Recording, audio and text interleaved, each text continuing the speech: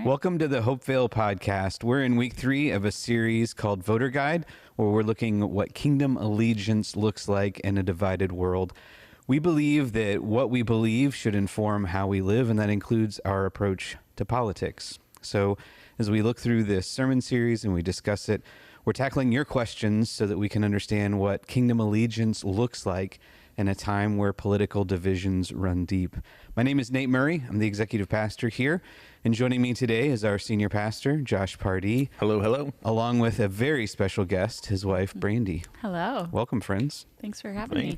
Great to have you here, Brandy. We appreciate you. You're everybody's favorite party. Just want to throw that out there. I am 5th on the list, sometimes 6 out of 5. You're not wrong. Self-awareness is a strength. That's right. So, your message this week, Josh, was titled "The Room Where It Happens," and it references a song from the musical Hamilton. And the message centered on power dynamics, which we'll get into. I'm here for it. I think this message was fantastic, and I think it's one of those that really help us speak directly into how we live. So can't wait to get into it. But before we jump in on the subject of musicals, Oh boy. you spoke about seeing Hamilton. So what are some of y'all's favorite musicals and plays? Do you have any favorite musicals or plays? I think I've only been to 2, both with you. We went to Hamilton and we also saw Wicked one year. Okay. Both were really great. Trying to think. I mean, I like Les Mis. I like The Greatest Showman. Okay. Some of the older classics. I don't want to become too incendiary here, Yeah, but don't. I don't. Yeah, don't do it. I've taken some shots for potato salad previously, so I haven't watched some of the other ones, which I probably need to do. But I know there's a bunch of like classics that people always refer to. Yeah. So that's my list. Brandy, you have any others? My list would be the same as Josh's list. Okay. I would say, would love to grow in the area. It is not necessarily. Yeah. My wife's a theater teacher, for those that don't know. So I was not a big musical person until I met Amanda, and she really taught me to appreciate it. I had zero appreciation for musical theater before I met my wife, but then she really did. She taught me like what good stuff is and like how it speaks to the human condition and Sure. some powerful stuff. So what is good Yeah. stuff that we should be aware of that you can put on our I mean, radar? there's tons of good stuff out there. I mean, Hamilton is obviously one of the most amazing ones that's been done in the last, 25 years or so. I really like Dear Evan Hansen. It's a story of a teenage boy trying to figure out who he is and how he makes some mistakes. It talks about the role of technology and social media in the lives of kids. It's really powerful. I ugly cry when I see it. That's a really good one. Les Mis is like a classic one. It's Yeah. my wife's favorite musical. Yeah. So I was you going to listed say, some good added ones. to my list would be, I saw Matilda last year Okay. that your wife directed. Yeah, And that was phenomenal. it is. The kids did so great. And I It was definitely awesome. should have said that was my favorite. Anyone that my wife And I'm directs, guessing this year yours will be will be Seussical, right? potentially. Yeah, we'll see. We'll see. No, it really musicals are fun, and I just with all the talk about hot dogs and sandwiches last week, I just wanted to point out that we are people of culture. That's right. And we can appreciate not only that hot dogs are definitely not sandwiches. I did get articles sent to me this past don't week care. that it is. There was a whole test case of criteria, but Listen, I don't want to add to division, but any idiot can write an internet article. We all know hot dogs are not sandwiches. We're going back to that argument. Aren't there actually- categories? Like, so does a burger fall into sandwiches? No. You know, like on a menu, if it's like a handheld, She's pulling are us back in. handheld sandwiches. she's pulling us back in. Because, that whole menu thing, you got the burgers, you got the hot dogs, you got the Reubens, Brandy, we have so much to talk about today. tacos. I do I think it's a different category. I think they're all their own. I agree. And if people need guidance on Send how them to you. label their foods, it's part of my role here. But back to your point, we do try and have a diverse, application of examples and things to pull from. And, Paul says all things to all people. So, Absolutely. You know, So, follow-up question Okay. before we move on to the Yeah. serious stuff. I heard Josh earlier as we were getting set up for the podcast singing the a room where it song happens. from Hamilton. So I'm curious, how much musical theater does he sing around the house? It's not necessarily always musical theater, but whether it's musical theater or a song, Mm-hmm. it's usually like 3 lines, and that's on repeat because that's all he knows of Same the 3. song. I think that's what he was doing earlier. I know most songs, and I know 3 lines of most songs. I think can't what he tell you- was singing earlier was just the room where it happens over and over again. He just Probably. said that Well, that loud. song Probably. gets really fast with a lot of information. Fair enough. Yes. The one we sing the most around the house, and it's been a while, but the one historically is The Greatest Showman. Like our Okay. kids love that one, so that Yes. one That's a good one. will get put Yeah. on every now and then. Yep. Yeah. Nice. Yeah. Or you know, some of their movies like Sing and Yeah, some of those too. soundtracks. Yeah. Not actually real musicals, but in their world, Yeah. Cartoon Bring out the- musicals. That's great. musical things in If you it. can get any video of that, we can add that to Okay, we'll see what what I we can send do. out to folks. So the room where it happens, we all want to be in the room where it happens, right? You referenced that. Great job. We want to be in power. We want to be close to power, which leads me to my first question. Why are we drawn to power? Or in your message specifically, you talked about the power of the kingdoms of the world, which wield power over people. So why do you think it is that we're drawn to power over? What do you think?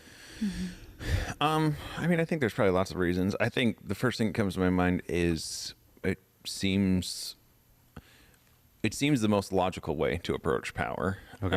It feels like, well, if you want something to happen and you have the right idea of how it should happen, that you just say that, declare that, whatever. I mean, it depends on what Do what you circumstances have are. to make it happen. Yeah.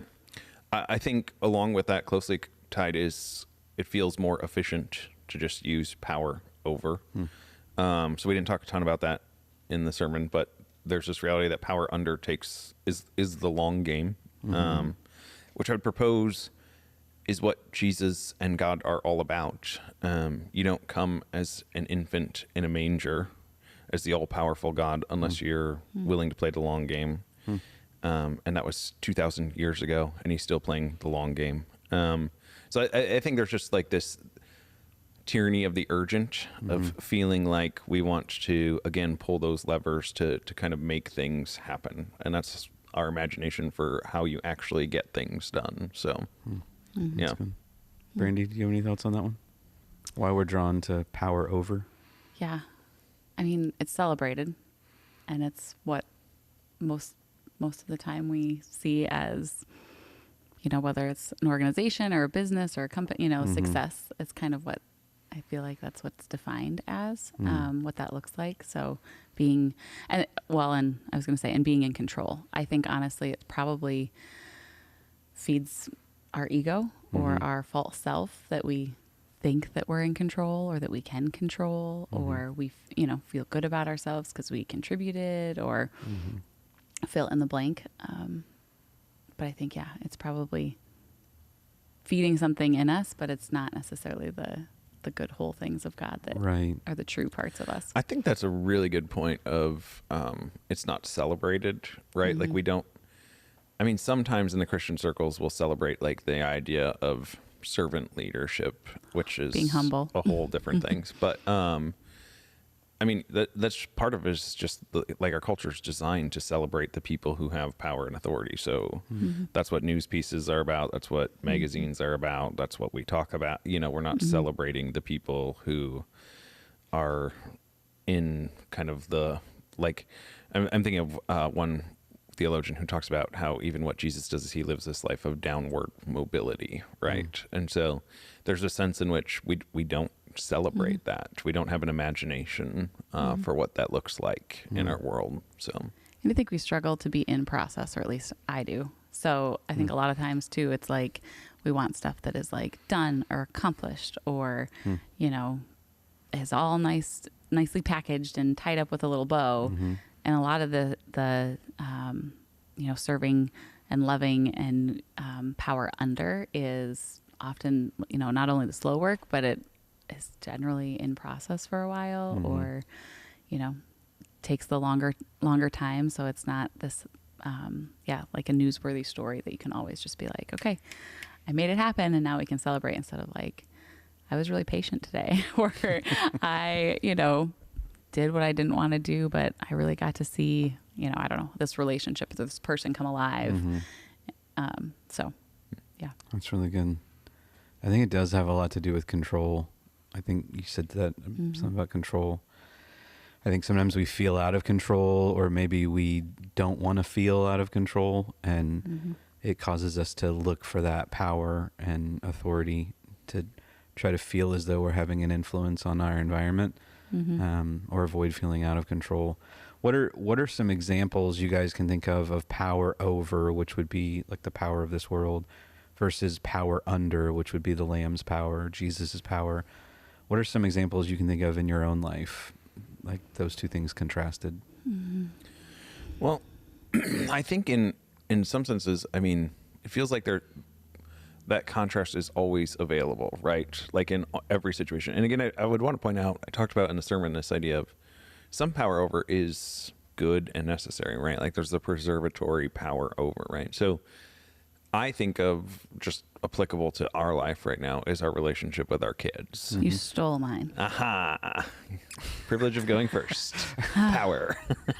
But, and you can speak to it more, probably more eloquently than I can. But I think there is a preservatory power over that we have as parents, right? That is good for their development, limiting them from harming themselves or providing structures and consequences within that. Like that's all part of preservatory power. As our kids are continuing to get older, we're now moving into how do we live with this power under and have an imagination? Because what started as preservatory power, actually, I think it sometimes, at least for me anyways, with my kids, becomes power over, right? And that's just because they're at a different developmental stage of their life. And so that's where I am interacting with it like every day. But I mean, there's other spaces in our life. I mean, there's being a boss or a coworker that we would experience this. There's dynamics even within friendships and community groups and church groups. And, you know, like there's all of these places where I think I'm regularly given the opportunity of whether I want to use power over, which is coercing, manipulating, deciding. Part of that, I think, is even just deciding sometimes what I already want out of that circumstance and then trying to figure out how to get everybody else to that circumstance, or to that decision, I mean, rather than sitting and trying to discern, okay, so where's God at work in this and where's he leading us collectively? And that might be a different place than I would end up individually even. But there's beauty in, and I think that's how this power under within the kingdom works, is that we're on this journey of discerning together. And that means us kind of like co-laboring together, us not dominating, not coercing, all of those things. I'm using the same language over and over again, but I think we have to keep reminding ourselves of that, of this is what it would look like when I'm, whatever, a part of the PTA, or I'm coaching a basketball team, or I'm, you know, my kids have their friends over, or whatever it may be, is constantly trying to use this grid of power over, power under. So that's my response. What came to mind too with that is, you know, I think so much of it goes to even how we view other people, and especially people who maybe their job is in many senses like to serve others. So even what was coming to mind was like a person that works at the grocery store, or our waitresses or waiters, or like you said, like where you interact with coaches or the teachers, people with the kids, is ultimately how are we viewing all people? And if we, you know, at least for myself, if I'm not holding everyone as created in God's image and created equally with great value and worth, inherent worth, you know, it's real quickly that we can slip into the mindset too of like an entitlement attitude, or I think of like the urgency and the demanding, like, well, this should be taken care of, or this should be done, or why isn't done in my way, or, you know, like whatever simple situation might be, that when we're interacting with others, that it's real quickly that, you know, we can have this attitude that all of a sudden flips us to acting like we're superior to someone, instead of, you know, humbly and kindly and respectfully treating other people, entering in with other people. But I think that's a huge piece. And then back to parenting, I think often for myself and for most people, when it comes to the power over, and Josh has used this language before, the pulling of the lever, you know, whenever I want to pull for that lever, I think the thing that comes to my mind is like, this is saying so much more about me, and I'm probably the one being triggered right now. But yes, that, you know, the good work that I actually want to do in my kids, even though there are times, or not that I would be doing the good work that I want to happen in my kids' life, that God would bring about. But the times, you know, that maybe I just want them to do what I think is right, or I just want them to listen, or I want them to stop doing something that I've asked them to. I'm probably grasping for control, or I probably am impatient or frustrated, or fill in the blank.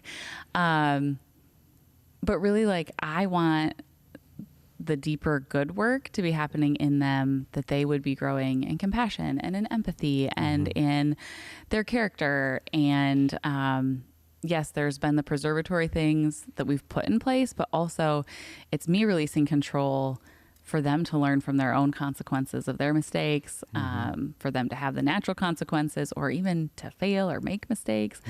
But that again goes back to me, like, am I secure enough that their choice actually, it doesn't reflect or define me, you know, and can I give them that freedom and that grace and that love and still be right beside them, but let that happen and flourish, and not, you know, there's been ugly times where I totally have stepped in and power over them in my anger or my,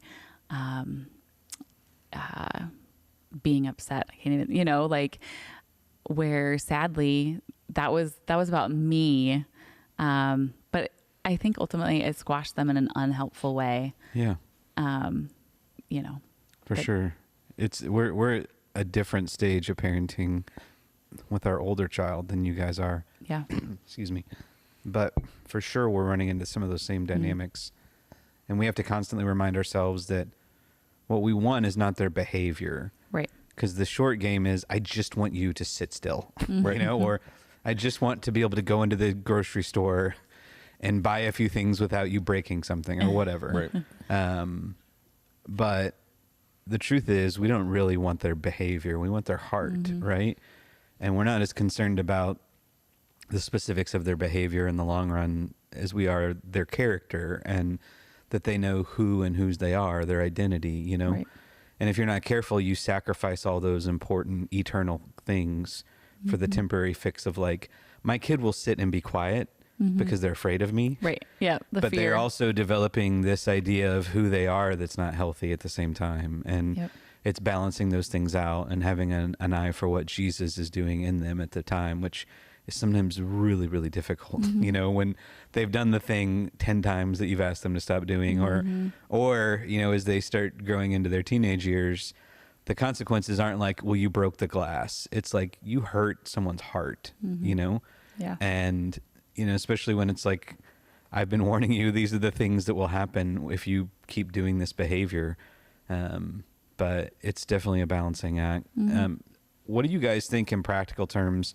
You talked about Jesus washing the feet of the disciples, and it is such a beautiful picture of power under and the way he was seeking to transform them. And so in practical terms, what are some ways you all think that we can flip some of those power dynamics that we're talking about, and we can, you know, I know you could actually wash people's feet. You can still do that. But figuratively, if that's our goal, is to serve people like that, what are some ways that we can lead by seeking to serve first? Or what are some ways we can figuratively wash people's feet today? Do you have any ideas?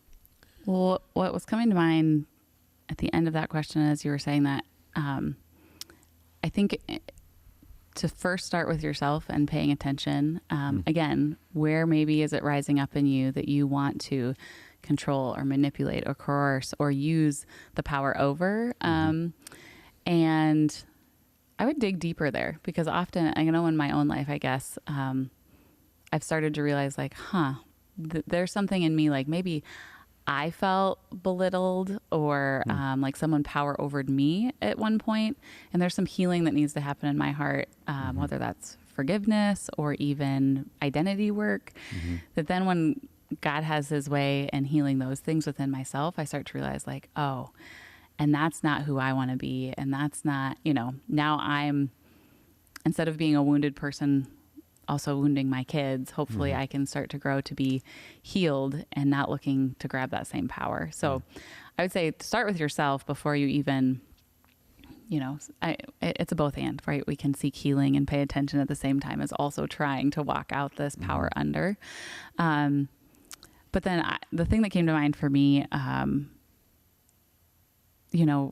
as far as serving people are there, again, whether you're loving your neighbor, your friends, your coworkers, are there people in relationships that you're already involved with, where maybe, you can just step in a more intentional way. And so, whether it's something that, normally a person would pay for to have done, like, again, see the need, fill the need. Like we've talked about, how can we pay attention to our neighbors' needs? So, you don't necessarily want to butt in where you're not asked, but also paying attention to if something seems, like it needs to be done or someone's behind, I'm thinking, we're talking practical. So like lawn work, broken down car, helping with, cleaning up a house or making a meal, inviting people into your home.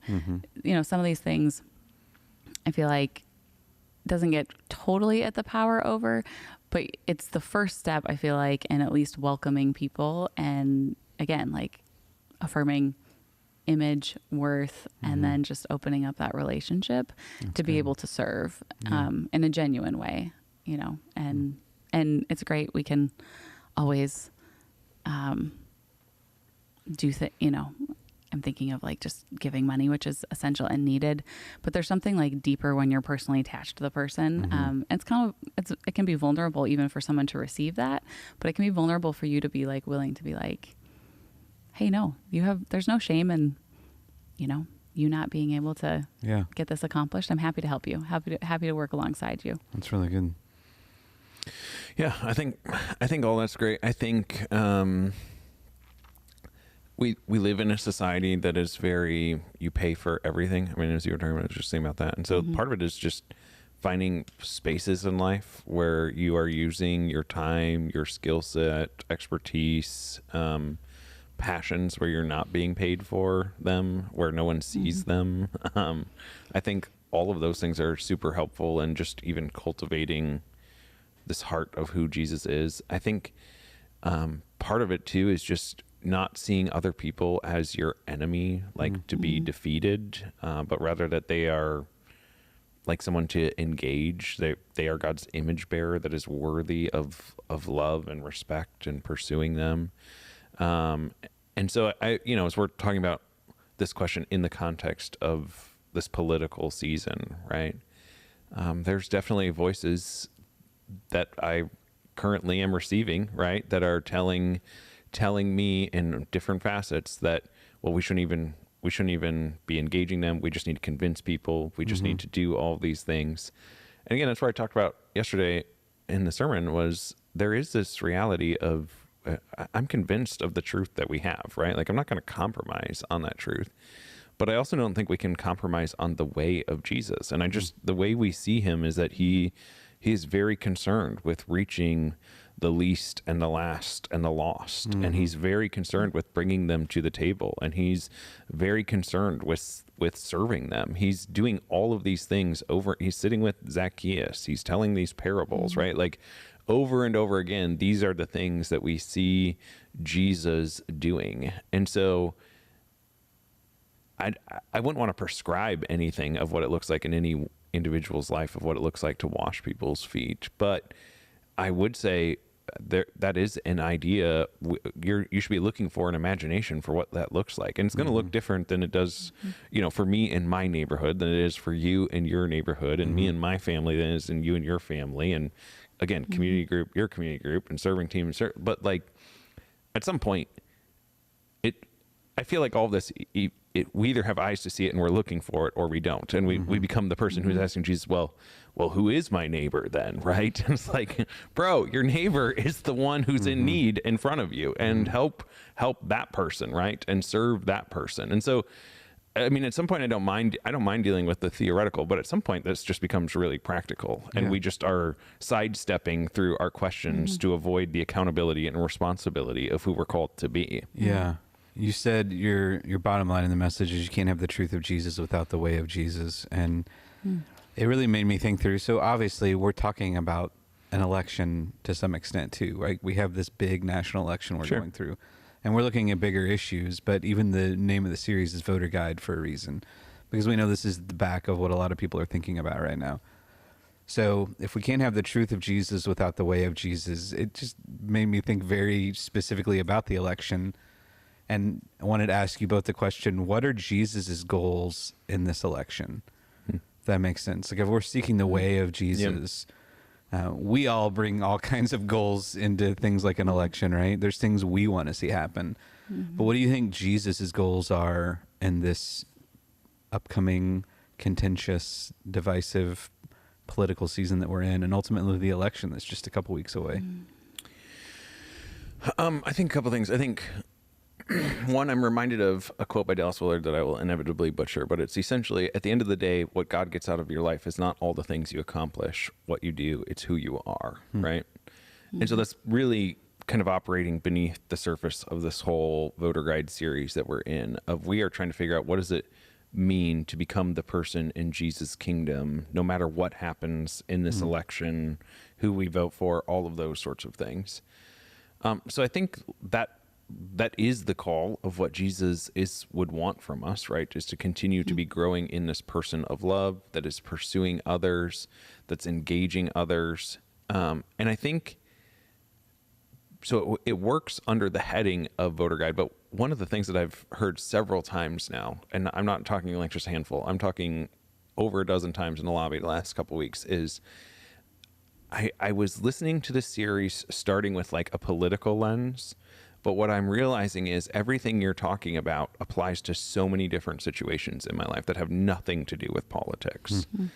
And for me, I'm like, yes, that's it, because that's actually the kingdom, right? So like these principles of the kingdom apply to our politics and how we are engaging the world.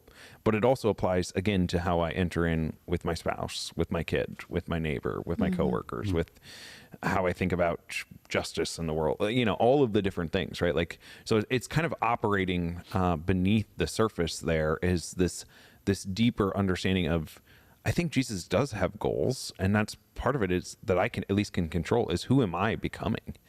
And I'm convinced that donkeys and elephants want me to live into fear. I'm convinced that they want me to paint people so much so as the enemy that I shouldn't even be having conversation, or love them as my neighbor, that I can't be winsome towards them.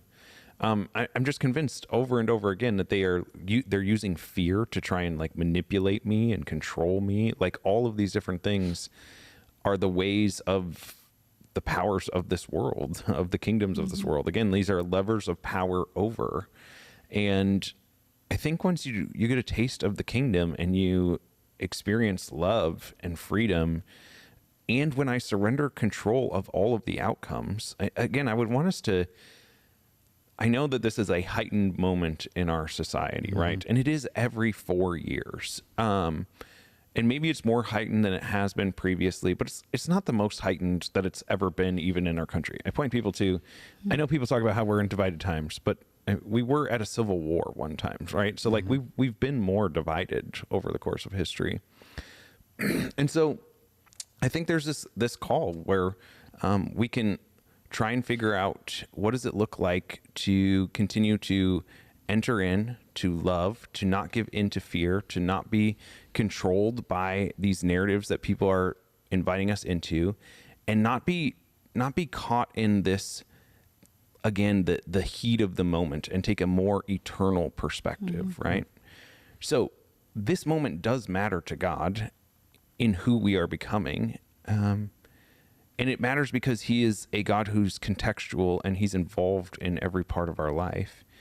But this is also a small blip on the giant course of all of what history is. And so again, I kind of go back to where I started, even at the beginning of God's been in control from the beginning, and he was willing to come as an infant in a manger in a terrible regime. The Roman regime was not one that we would, they accomplished a lot of things, but it's not one that we would necessarily want to emulate or be for.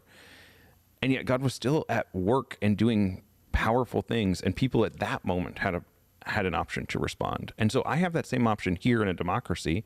I have brothers and sisters across the country right now who don't live in a democracy and live under all sorts of different types of political government and regimes and all of these sorts of things.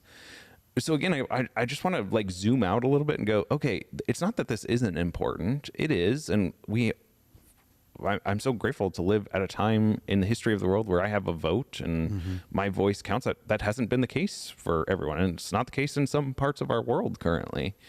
But at the same time, I don't want to like over exaggerate this moment as if the kingdom of God is somehow at risk no matter what happens here in a couple weeks. At the end of the day, I'm still convinced Jesus is Lord. My job is to figure out how to follow him. And so that's who I'm trying to figure out how to become. And I'm just convinced if actually the whole church did that collectively around the country and the world, a lot of the things that we are running into and that we think are problems would maybe fall to the wayside because, again, our imagination is kind of ensconced in the power games of this world. Yeah. What do you think, Brandy? What are Jesus's goals in this election? Thank you for restating that question. Yeah. I know it was all encapsulated in that, but what came to mind for me right away is just the kingdom of God. So, the message that he came proclaiming was that the kingdom of God is near, repent and believe. And, what comes to mind actually is the sermon series, the Lord's Prayer, and just how no matter what's going on, I think his goal is probably the same, whether it's an election, time or not, just that, the things of heaven would be breaking in here on earth, and that would look like, freedom and repentance and justice and peace and all of those things that he brought forth and calls us and invites us into walking out, experiencing, and offering to other people too. Yeah. I think there's things we always see Jesus at work doing, and one of those things is drawing us and everyone around us near to the Father, right? So, I agree with everything y'all said. I think his goals in this election are to draw people near to the Father. Yeah. His eye is on You could have started with that. You would have saved me rambling on here for a while. No, I think what you said was so good too. It's all of that, but to keep it really simple, because one of the questions that I get is, I understand all this stuff, but what happens when I'm in this disagreement with a friend and I'm convicted that what I believe is true and I'm convicted that what they are saying is not true? How do I handle that moment? And I think if you want the shallow short-term win that our culture would encourage you to, it's all those things. It's vilifying them. It's setting up it's setting up an argument in which they have to be bad to believe what they believe. They have to be evil, that kind of thing. But if we're having eyes on the kingdom work that Jesus is doing and inviting us into, the kingdom work he's always at work doing, then I'm sitting there and I'm like, I don't care who wins this discussion.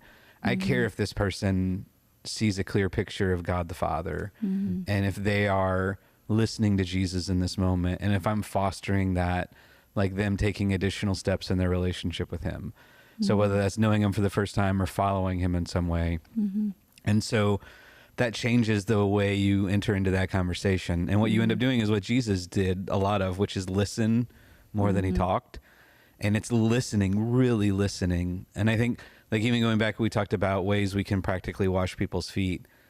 In the hurried world that we live in, first of all, creating margin in your life where you have a little bit of time to listen to people, that's a big step, and that's almost self-work, like you were talking about, is I need to create some margin so I'm not so hurried through my life that I can actually walk slow with people.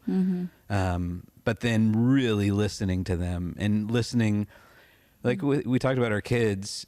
our kids will tell us exactly what's going on if we will listen. And there's times I'm not patient enough to listen, I'm just not. And I'm just like, I don't care. This is what's right. But if I do have margin, if I'm walking slow with my kids, I can hear exactly what's going on in their life. And even if they're disagreeing with me, even if we're arguing, even if whatever, within what they're saying is what's really going on. And it's the same thing with people. So we may disagree on this issue, but as we talk about the issue, where you're at is going to come through. And if I'm really listening, I can have ears to hear what Jesus is at work doing in your life right now in this. And then I can cooperate with that instead of working against it. Yeah, absolutely. So I think that's like, if we ask what Jesus's goals in this election are, I think it's that. And for sure, there are biblical truths that are true and they're timeless, and undoubtedly Jesus cares about those things too. Yeah. But overall, I think he wants to draw people. And so I think we have to ask the question, do our goals align with Jesus's, Like there may be things we want to get out of this specific election, but, overall, do our goals align with Jesus's goals? Because the more our goals align with his, the less likely we are to get super frustrated and anxious about what's going on, right? When we can see things from kind of an eternal timeline. Right. Well, and we need to remember that, the political realm isn't where our hope comes from. And with that, are we looking for our goals to be fulfilled there, which we're going to always be disappointed, and we're always going to be frustrated or trying to make that happen. And really, aligning ourselves with Jesus is that, it's to the will of the Father, which is his kingdom and his power and his way looks very different. So For sure. even setting up our mindset in that sense. Yeah. Josh, I wanted to give you an opportunity just as we talk about these power dynamics and power over versus power under. If we're not careful, when we think of power under, we can conceive of that as a lack of power. And I know that's not what you were saying yesterday. So I wanted you to be able to speak to that just a little bit about, like, Jesus did not and does not lack power, right? He has all authority in heaven and earth. So he just uses that power differently. So help us think about that in that way, this dynamic of power under, that it's not a lack of power. So can you talk to that just a little bit? Yeah, I mean, I think even the quote I shared was talking about only the one true God can rule and reign by love and humility, right? He's the only one who can take that type of risk, and Jesus is the embodiment of that risk, if you will.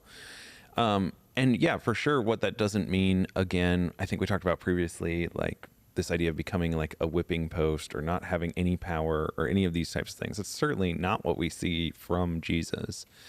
Again, you can think of different roles that you play in your life. I have certain power as being a dad. I have certain power as being a boss. I have certain power as, like, right now I'm coaching basketball, right? Like, all of these are different roles that give me certain powers.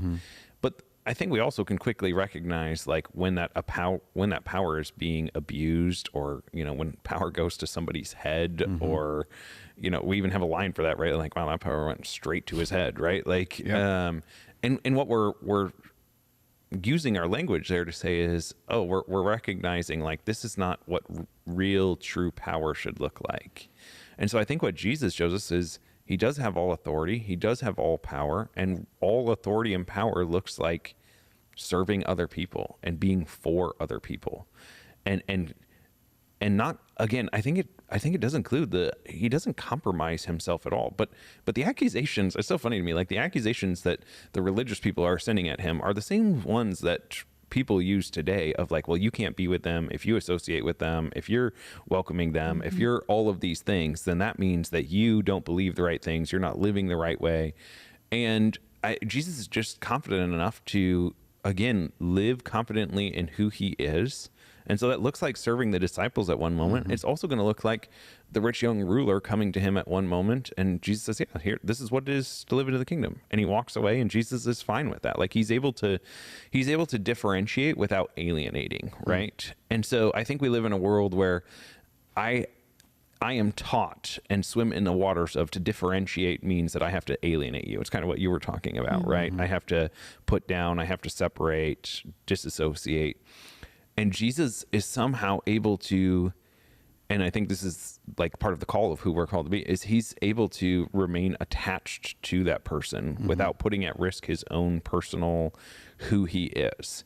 And so that's, that's what I would want for anyone, even as you're thinking of power under. It's not that like you're not becoming the person who now has to do everything and we're creating codependent relationships, or you're being taken advantage of because you're the one, you know, whatever, Thanksgiving's coming up, right? And you're the one who has to host and prep the meal and clean and do all the things, and no one helps. Like that's not what power under means. There's power under is even living into using that preservatory power of like holding people accountable. And this is what it looks like to be in relationship and give and take and all that sort of stuff. So I do want to prevent from that, but I do want to say, like, I think there's this way of being in the world where I can be 100% convinced of what I'm convinced of. And not that I'm not affected by you, and because we are affected by other people, but in a sense, I'm not like affected in a way that I have to now compromise who I am or what I think God has called me to be. And that's what I think we run into so often, whether it's politics. This happens in the church with people on different positions, theological understandings of how do we understand different passages in the scripture or different concepts and ideas. And it's really heartbreaking and sad because people are willing to just like separate and hit the eject button over secondary, tertiary issues that are not of primary concern. And I think that Jesus holds that center of like these are the things that matter, and I'm going to welcome you in as you are. And I also think part of this conversation includes the idea of I am not who I was 10 years ago or 20 years ago. The things I am working on now is different than what I was working on then. And so part of our angst, I think, right now in society at this moment is we want everyone, we touched on this previously, right? We want everyone to be right where I am right now, but that's not, Jesus doesn't do that with us, praise God. Like, it's not like, well, you didn't make the line here, so now you're not welcome in. He's continually bringing us along. And so we want to create space for everybody wherever they're at. And we want to continue to lay truth out there and lay out, this is what the kingdom looks like. And this is what it looks like to take steps in that. Absolutely. But that's just a very different approach and way of thinking about it, I think, than the world currently is offering us. It is very polarizing, in or out, draw the lines, keep tightening that circle of who the holier than thou crew is. And it's wreaking havoc even, I think, on us as individuals and even families and neighborhoods and all of those sorts of things, because we're not able to live in this way of Jesus. That's really good. Honestly, the picture that came to mind, you mentioned, you know, like, okay, what if I'm in this relationship and I completely disagree. And then similarly to what you're saying of the havoc that's being brought about is, you know, if we can really be present with people and listen well, I think, you know, what does it look like for us to change our mind that like a win would be for somebody to feel loved and seen and understood right where they're at. And we can, you know, so if you want to say politically, if that's the topic at hand, but no matter what the situation is or what's going on in their life. And at the end of the day, if you two completely disagree, it doesn't matter if there's disagreement or where the person lands. But if that person, you know, the heart of the Father really truly would be for that person to be loved and seen and felt like that they were essentially like, you know, I often, you'd almost say like, I feel like I was in God's presence, or like there was a different moment, or when I'm with that person, really just getting coffee, you know, like, wow, I don't know. They held space, and I do not see the world they see the way it, you know, or I don't see the world the way they see it. But if people walk away from interactions with us or a meal with us or, you know, any type of discussion, I think like, you know, and I don't even necessarily love the word win. It doesn't need to be about a win, but that, like, I think that would be Jesus's goal, or I think that would be us being faithful. I think that would be us, representing Jesus well and walking it out well. And I know, like, I've been transformed and changed and brought along just in knowing, like you said, one step closer to the Father by the people who've done that with me. Really good. And so hopefully we can do that with other people. So to kind of close, I know you're very excited about this Sunday's message. I know you've told more than one person it's probably your favorite week out of this whole series. So without giving away all the goods, give us a preview of what we're going to be looking at this Sunday. And like if someone was going to come or bring a friend to 1 week, why would it be this week? Sure. Well, I would say, first of all, I said that in confidence, and now you have told everyone. Well, I didn't tell anybody before this week. So now, well, they're all listening along. No, I think I would say for me, it's just personally, like I just personally like it. So it might not be everyone's favorite. So I do want to like temper expectations here. Yeah. But I think there's this way what we've been doing is we've been concluding our time every sermon by coming to the table. And so at this moment now we're going to talk about why is coming to the table important and how is this shaping us and forming us. And I just think it's beautiful personally. So that's what I'm excited about with it. So That's awesome. Well, thanks for joining us today on the Hopevale podcast. We hope these conversations are helpful to you as you navigate this time that we're in and the conversations that you're having with your friends and neighbors in our region, in this world. Again, we feel like our beliefs should inform how we live, not the other way around. So if you have questions on this front and you'd like us to discuss them, please send them in. We'd love to get those. And we hope you join us again next week as we continue talking about these things. And we also hope to see you this Sunday as we continue this series called Voter Guide, as we learn what kingdom allegiance looks like in this divided world. Thanks, everybody. Have a great week.